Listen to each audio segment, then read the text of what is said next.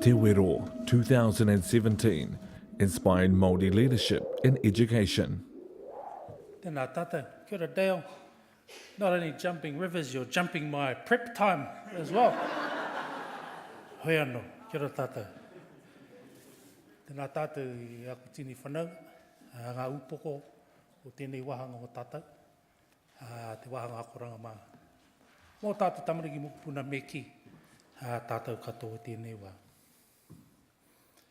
Just going to try that. All right.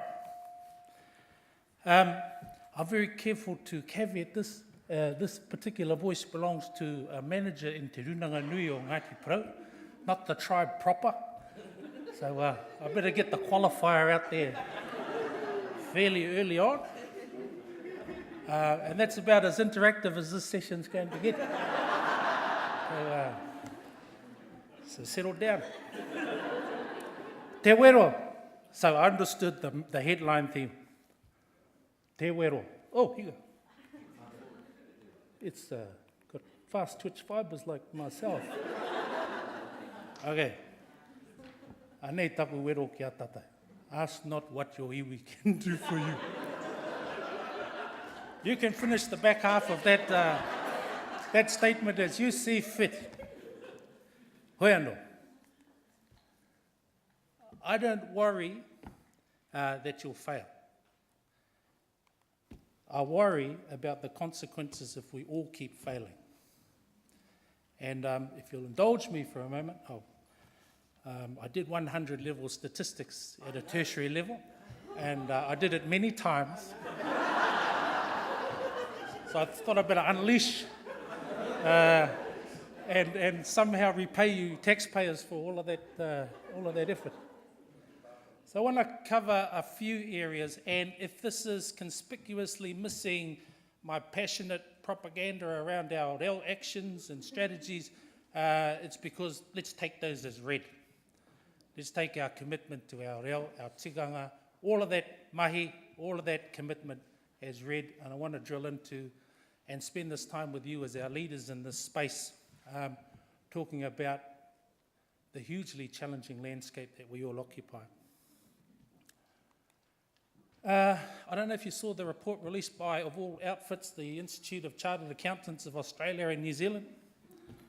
They had a few findings, and here's what the ones I took from it were, because I was looking for inspiration some weeks ago ahead of Te Wero, and I came across their report.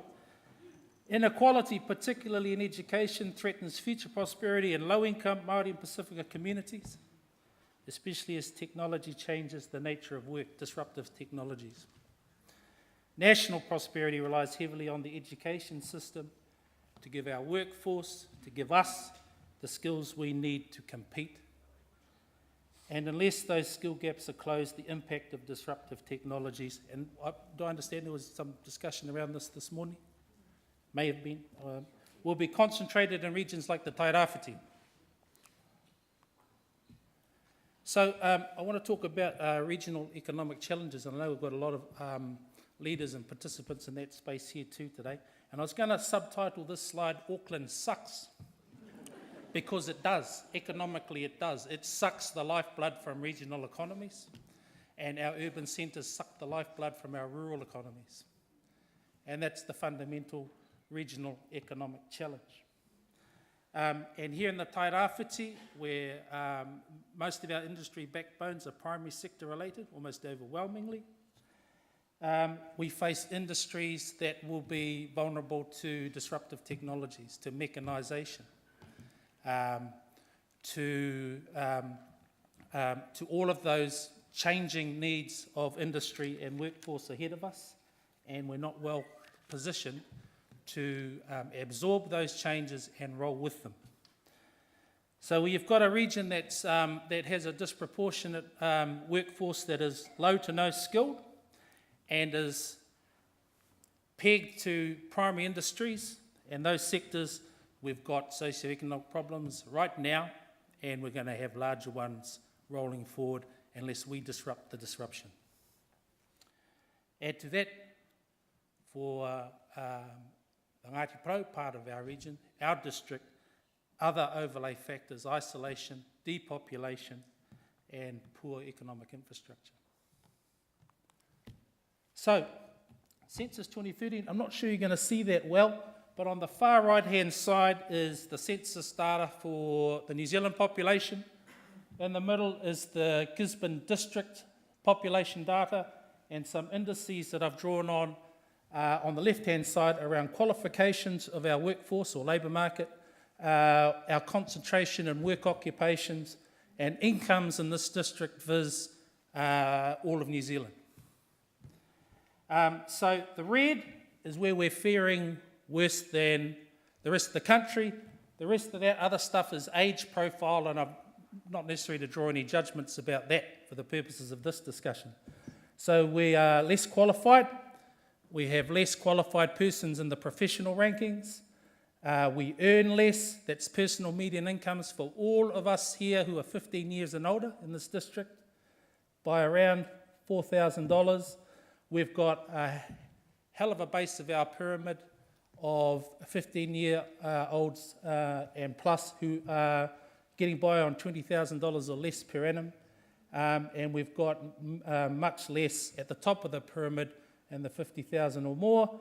And our largest occupational group is labouring. Labourers in our workforce make up 19% of our total workforce, almost twice that of the rest of the country put together. Gisborne Māori population, district population, well, it's even redder for the Gisborne district Māori population, and we shouldn't be surprised by that. So once again, even less skilled workforce, Gisborne district Māori population, earning even less than the rest of the district, let alone the rest of the country.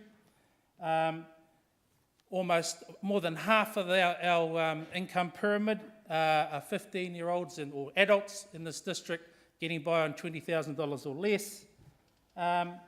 And a larger part of our workforce exposed to low to no skill vulnerable occupations. We're a little bit younger, but not by much. I've done a further drill down. We can get this data for East Cape, Ruatoria, Tokomaru Bay, Tolaga Bay, and all of the census area units in Gisborne City. I'll go on to East Cape. The workforce or labour market with the lowest workforce skills profile in our district, overlapping across to our whānau relations. Personal median incomes for 15-year-olds and over is $17,200, which means almost half of that community is on or below the economic poverty line. Almost 60% of the East Cape population, district population, is getting by on $20,000 or less, understandably, based on the median income you see there. Labourers, and our workforce in the East Cape area is 3 times more concentrated in labouring roles, and therefore 3 times more vulnerable to disruptive technologies in those sectors. Koina te Wero, kai mui a tata. So let's just put the story, the bones around, or the flesh around those bones. In our district, we have a labour market with low skills and high exposure to unemployment and low paid work. For some communities, half are living on or below the economic poverty line. Ruatoria census data, East Cape census data is what I'm referring to specifically, and some just nudge north of that $17,100 cut-off. I'm thinking about Uawa. High exposure to future job losses through increased mechanisation and foreseeable downstream impacts, we're living with them now: mental health and health, criminal justice, and community safety. So this is your opposite of the virtuous cycle rolling through our whānau and communities. What's on the horizon? We've had, in the last 12 months, 2 forums working in a, I'll say, coordinated fashion to produce 2 sets of plans and strategies around regional economic development and go forward. One is the Regional Action Plan. It's got a 5-year horizon through to 2022.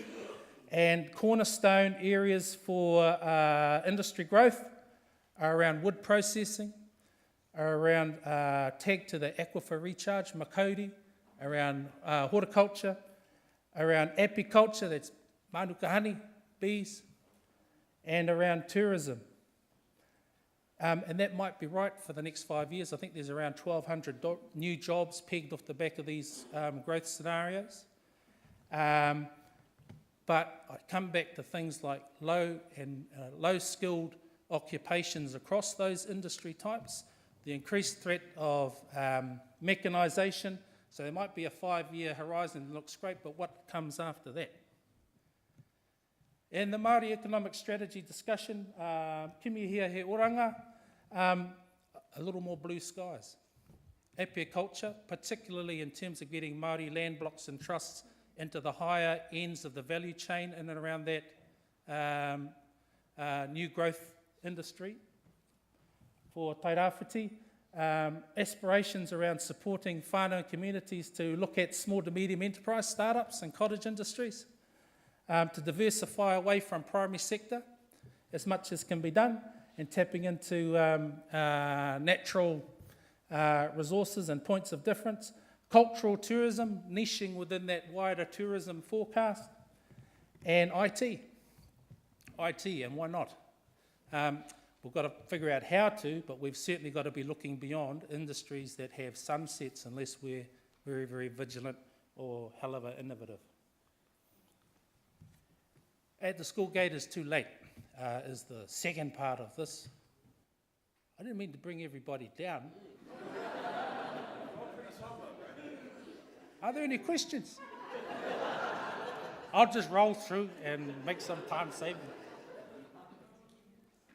I don't know if Hekia talked about this government's social investment approach, but anyway, if at the risk of repeating what might have been gone over, the pointy-headed analysts have figured this out.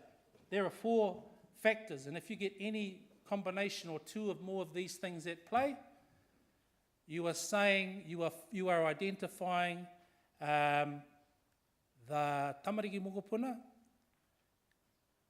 our kids who are destined to live the hardest, toughest, least fulfilling lives, and who will be, from a Wellington point of view, the costliest citizens in this country.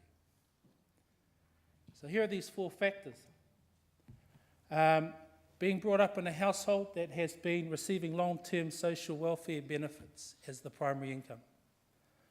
Growing up in a household where at least one parent caregiver has been engaged with corrections.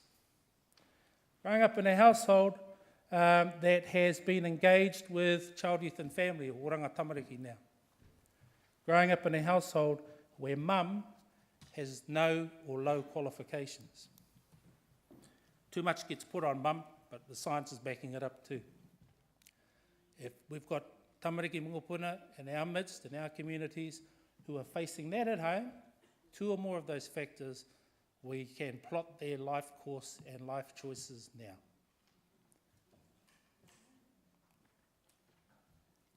So you can't see this, but anyway, this is a heat map. And I've taken an overlay of 2 of those high risk factors and applied it to the Ngati Porou children, 0 to 4 years old, resident within the Tairāwhiti district. So the cooler the map, the heat, the greener, the bluer, the less concentrated. Tamariki mokopuna who have, I've chosen 2 factors here, any 2 of those 4 will do, long-term benefit dependency at home, and 1 or more of mum or dad with history with corrections. So there's the heat map, Kaiti, Elgin, and we're getting to the point with data now where we can do actually what's been said on the election campaign, go street by street and door by door, and try to build relationships of trust, development and resilience with those households who are caring for their tamariki mokopuna, but who face a hell of a challenge. So anyway, that's the heat map. So if I'm interested in climate change, which I am, I'm interested in changing those colours from red, orange, down to green and back to blue. You can't see the detail, but that heat map in our district picks up 714 of our kids. Even Treasury can't do this, so you know. We're out on the frontier as iwi in Tairāwhiti. So, me mahi ngātahi. Even before our kids are getting to your school gates, we've got a hell of a task on our hands so that you can get on and do what you do, which is be education leaders, getting our kids up to par and beyond. So to help that happen, never mind the first 1,000 days, the first 2,000 days, that gets our kids to 5.5. I checked on a calculator before. And if we can nail those first 2,000 days, where all of our kids are loved, are safe, and are forming the attachments that will hold them in good stead for the rest of their lives, also known as language, culture, and identity, then they've got as much chance as any kids in any part of the motu. Probably better. So the first 2,000 days is crucial, and we're working with a whole lot of willing ones who are flouting Wellington to try and make this happen. Get our young mums back into learning. Let's take one of those 4 factors off the board right away. Back into learning, back into qualifications. So much of the tone is set for these tamariki mukapuna. I'm probably telling you, or 53% of this conference, what you already know, is equipping mum to deliver on that role, focus, and pathway for their babies. We can get that underway. We can get serious about the rest of the pipeline. So having discussions earlier this week about NEETs, listening to MSD talk about why MOE is not on the same page, I don't really care. I just want to cut this off at the source.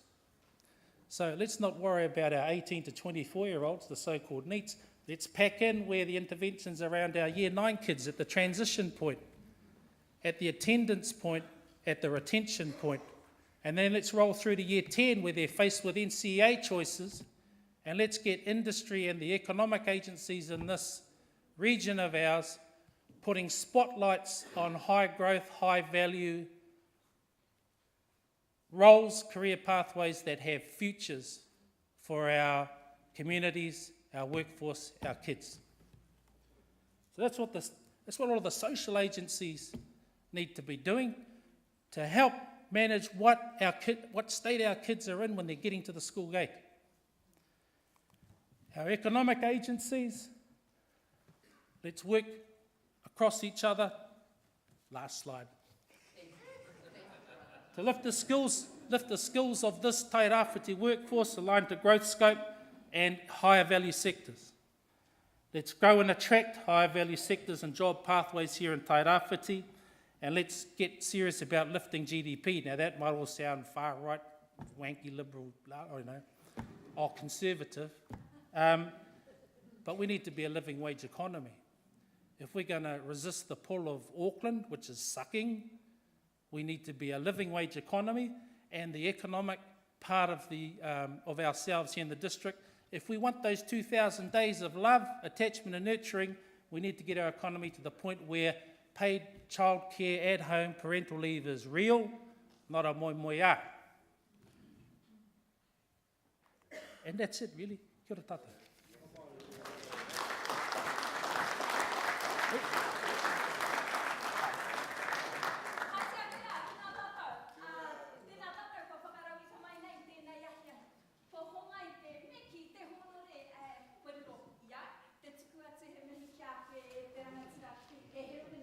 I had to write a couple of these things down so that they spelled back as Herewini was saying them.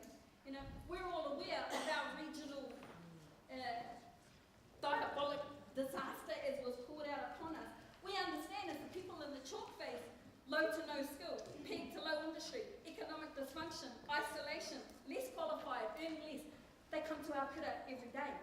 when you we're well aware of this, he wano. I know it wasn't all doom and gloom because it's really cool to have that put in front of you. It's really good. I don't know if you call it inspiring, but certainly in its own sense, ka tira he wero anō, kia tātou katoa.